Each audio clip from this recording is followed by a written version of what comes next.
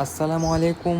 HSC ২৬ batch, তোমাদের HSC board পরীক্ষার আর ১ থেকে ১.৫ মাসের মতো আছে। এই ১ থেকে ১.৫ মাস, এই কম সময়ের মধ্যে তোমরা কিভাবে ফিজিক্সে একটা গোছানোর প্রস্তুতি নিবা সেটার গাইডলাইন আজকে আমি তোমাদের দিব।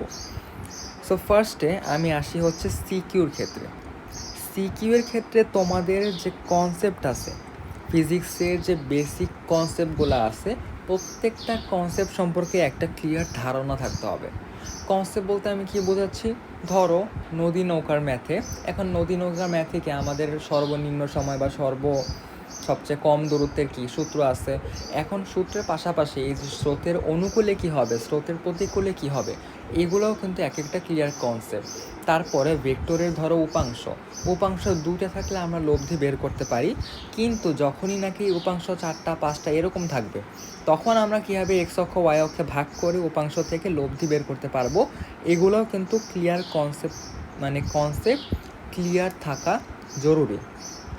এরপরে ধরো আরও যদি আমি বলি যে কুয়ার ম্যাথ, কাজ ক্ষমতা শক্তির যে কুয়ার ম্যাথ বা কুয়া ভর কেন্দ্রের ম্যাথ, সেখানে কখন ভর কেন্দ্র অর্ধেক হবে, কখন 3/2 হবে, কখন 1/4 হবে, এগুলোও কিন্তু তোমার ক্লিয়ার কনসেপ্ট থাকা জরুরি।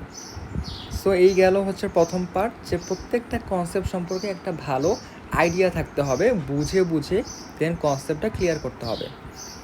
এরপরে আসে হচ্ছে শর্ট নোট। শর্ট নোট বলতে আমি বোঝাচ্ছি তোমাদের ফিজিক্সের যে ফর্মুলাগুলো আছে, ফর্মুলা অ্যান্ড কনসেপ্টগুলা বা শর্টকাটগুলা, সেগুলো ট্রাই করবে একটা জায়গায় নোট ডাউন করতে। এই নোটটা যদি নিজে নিজে করতে পারো তাইলে বেস্ট। দেন এই যে এরকম একটা শর্ট নোট রাখবা, যেটা দেখে তোমার বাকি সমস্ত কিছু মনে পড়ে যাবে, এরকম একটা শর্ট নোট। এরপরে একটা ইম্পর্টেন্ট পার্ট, যেটা নাকি অনেকে মিস করে, আমি এখানে রেড পেন দিয়ে লিখলাম, যেটা হচ্ছে বুক ম্যাথ, বইয়ের ম্যাথ। যেমন এই ভুলটা আমি করছিলাম, যে বইয়ের উদাহরণের ম্যাথ ফার্স্টে না করে আমি হচ্ছে বোর্ডে সিকিউ, তারপরে অ্যাডমিশন কোশ্চেন এগুলো দেখতাম, যার ফলশ্রুতিতে দেখা যেত যে আমার কনসেপ্টটা ক্লিয়ার থাকতো না, অ্যান্ড কিছু ম্যাথ পারতাম আর কিছু ম্যাথ পারতাম না। দ্যাটস ওয়াই আমি এইচএসসির আগে যেটা করি, যত উদাহরণের ম্যাথগুলো আছে সবগুলা আবার একবার করি। সো উদাহরণের ম্যাথ বইয়ের উদাহরণের ম্যাথ, এটার জন্য যে রাইটার ফলো করতে পারো, একটা হচ্ছে ইসাক স্যার আর একটা হচ্ছে Tapan sir. So Isaac sir বা তপন স্যারের একটা বই ফলো করলেই হবে। আমি পার্সোনালি হচ্ছে ইসাক স্যারেরটা ফলো করতাম। এরপরে আসি বইয়ের উদাহরণে ম্যাথ করলাম। বইয়ের উদাহরণে ম্যাথ করলে হবে কি, তোমার কনসেপ্টটা আরও বেটার হবে, বেসিকটা তুমি ভালো করে বুঝবা। এরপরে আসি হচ্ছে one of the most important, সেটা হচ্ছে টেস্ট পেপার।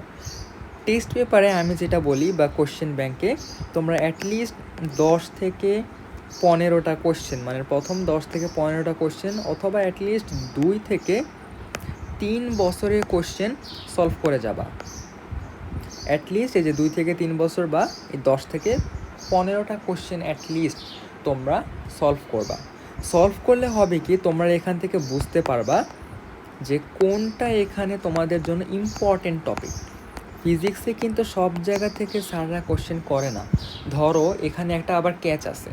ক্যাচটা কি, ধরো কিছু আছে যে আনইম্পর্টেন্ট টপিক, এখন আনইম্পর্টেন্ট টপিক থেকে যদি কোশ্চেন আসেও, তাও দেখবা যে বেসিক কোশ্চেন আসছে।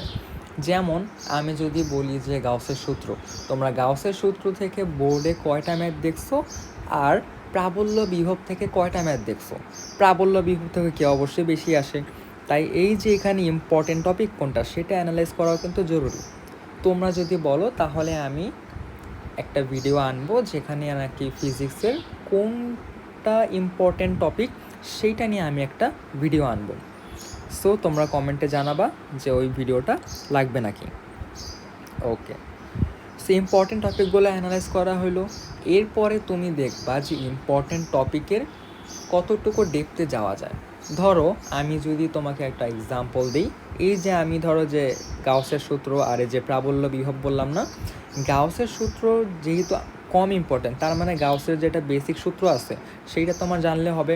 অ্যান্ড প্রাবল্য বিভব যেহেতু বেশি ইম্পর্টেন্ট, বা ধরো এই যে তুল্যরোধ বের করা বা এরকম ভি ইকুয়ালস টু আইআর, তারপরে হচ্ছে কারশফের সূত্র, এগুলা কি বেশি ইম্পর্টেন্ট। দ্যাটস ওয়াই এগুলার কী করতে হবে, তোমাকে একটু ডেপথে যাইতে হবে। ডেপথে যেয়ে দেন এটার কনসেপ্টটা আরও ক্লিয়ার করতে হবে, যার কারণে যদি কোনো কঠিন ম্যাথ আসেও ইম্পর্ট্যান্ট টপিক থেকে, তুমি সেটা কভার করতে পারো। ম্যাক্সিমাম যেটা ভুল করে যে স্টুডেন্টরা, সেটা হচ্ছে তারা ইম্পর্ট্যান্ট টপিক কোনো রকম পড়ে, আনইম্পর্ট্যান্ট টপিক মানে চোখেও দেখে না, যেটা নাকি সবচেয়ে বড় একটা ভুল। তোমাকে যেটা করতে হবে, তুমি সব টপিক সম্পর্কে একটা ধারণা রাখবা, বাট এক্সপার্ট সবগুলোতে না হলেও হবে। যেটা ইম্পর্ট্যান্ট টপিক সেইটাতে তুমি ট্রাই করবা যে এক্সপার্টাইজ হওয়া। সো এই গেল হচ্ছে সিকিউ এর পার্টটা। এরপরে আসি হচ্ছে এমসিকিউ। ফিজিক্সের এমসিকিউর দুইটা পার্ট আছে, একটা হচ্ছে ম্যাথমেটিক্যাল পার্ট আর একটা হচ্ছে theoretical part. Normally mathematical part থেকে বেশি আসে ফিজিক্সে। সো ম্যাথমেটিক্যাল পার্ট মানে ম্যাথ পারার জন্য তোমাকে যদি আমি তিনটা ইম্পর্ট্যান্ট কথা বলি, সেটা হচ্ছে প্র্যাকটিস, প্র্যাকটিস অ্যান্ড প্র্যাকটিস। মানে ম্যাথ পারার জন্য তোমাকে মাস্ট প্র্যাকটিস করতেই হবে। এখন প্র্যাকটিস তুমি কেমনে করবা? ফার্স্টে আসি হচ্ছে যে শর্টকাট। বিভিন্ন ধরনের দেখবা যে ফিজিক্সের শর্টকাট আছে। শর্টকাট বলতে ধরো আমি যদি একটা এক্সাম্পল দিই, দুইটা বল যদি সমান হয় তাহলে লব্ধি নির্ণয় সূত্র কী ছিল? 2p cos α/2। আলফা হচ্ছে এদের মধ্যবর্তী কোণ, পি হচ্ছে সমান বল, আর আর হচ্ছে লব্ধি। এরপরে তোমরা আরেকটা জিনিস ট্রাই করবা, 30 সেকেন্ডের মধ্যে একটা ম্যাথ করার, 30 সেকেন্ডের মধ্যে একটা এমসিকিউ সলভ করার। এরপরে যেহেতু এমসিকিউ কিন্তু অবহেলা করার কোনো সুযোগ নাই, কারণ এই বছরকে আরেকটু তোমাদের টাইট দিবে। সো এক্সামে হচ্ছে তোমাদের কী করতে হবে, বেশি বেশি এক্সাম দিতে হবে। এমসিকিউ তুমি যত বেশি এক্সাম দিবা, দেখবা যে বোর্ডের মধ্যে এরকম সাল ওয়াইজ তোমাদের যে কোশ্চেন আছে, যে ঢাকা বোর্ড 2025, রাজশাহী 2025, যশোর 2025, এইসব যে এমসিকিউ আছে, এই এমসিকিউগুলা টাইমার দিয়ে সলভ করবা। আর টাইমার যে দিবা, পার এমসিকিউ 30 সেকেন্ড টাইম রাখবা। শর্ট টাইমের মধ্যে যদি করতে পারো, তাহলে পরীক্ষার হলে প্যানিক একটা সিচুয়েশনের মধ্যেও কি তুমি ইজিলি হ্যান্ডেল করতে পারবা। এরপরে আসি যে থিওরিটিক্যাল পার্ট তুমি কেমনে করবা।